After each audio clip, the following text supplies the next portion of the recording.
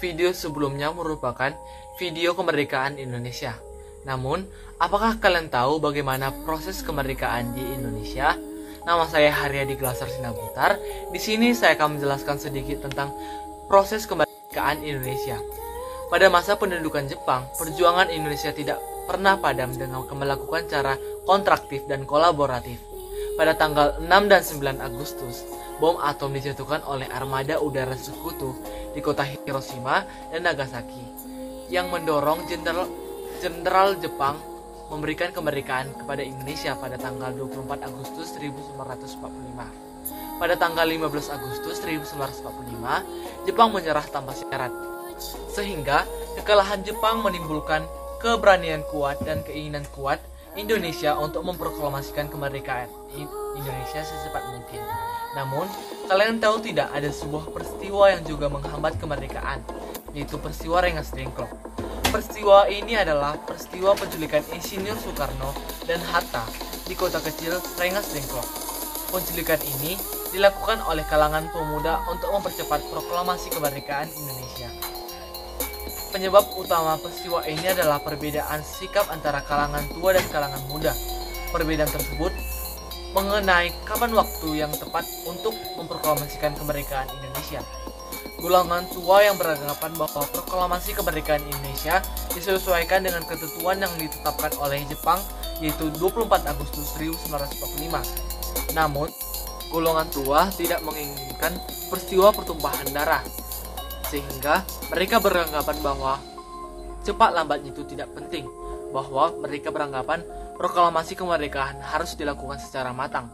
Namun, pemuda beranggapan bahwa proklamasi itu harus lepas dari pihak lain, sehingga mereka mendesak Soekarno-Hatta, karena Soekarno-Hatta adalah pemimpin yang berwibawa di mata rakyat Indonesia. Namun, Soekarno-Hatta tidak menginginkan hal tersebut, sehingga terjadilah peristiwa pada tanggal 16 Agustus 1945, di mana diamankanlah Soekarno-Hatta ke Rengas Dengklok, Jawa Barat. Untuk menghindari kecurigaan Jepang, sehingga Soekarno dibawa oleh Sudanko Singkih. Pada Rengas Dengklok, Sudanko Singkih menyimpulkan bahwa Soekarno menginginkan untuk memproklamasikan kemerdekaan, sehingga Ahmad Subarjo menjemput Soekarno-Hatta dan tiba di Jakarta pada pukul 11 malam. Pada tanggal 16 Agustus, di mana diadakan rapat di kediaman Laksamana Tadesse Maeda. Di sana berkumpul para anggota PPKI dan kalangan pemuda. Kemudian dirumuskanlah proklamasi kemerdekaan yang disaksikan oleh Soekarno, B.M. Dian, dan Sudirman. Soekarno menulis konsep pada secari kertas, sehingga teks proklamasi pun selesai. Namun, terjadi perdebatan siapa yang akan menandatangani kemerdekaan. Soekarno beranggapan bahwa yang menandatangani adalah rakyat yang akan datang.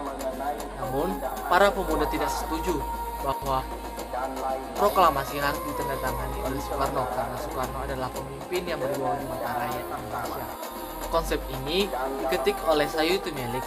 Setelah diketik, Soekarno-Hatta mengumumkan tanda tangannya pada teks proklamasi, sehingga peristiwa upacara proklamasi diadakan di Jalan Pagakasan Timur nomor 56 Jakarta. Proklamasi.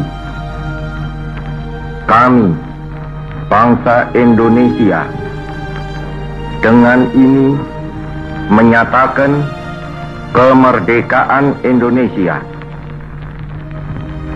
Hal-hal yang mengenai pemindahan kekuasaan dan lain-lain diselenggarakan dengan cara saksama dan dalam tempo yang sesingkat-singkatnya.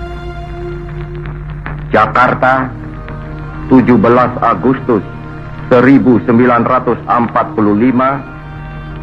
atas nama bangsa Indonesia, Soekarno-Hatta.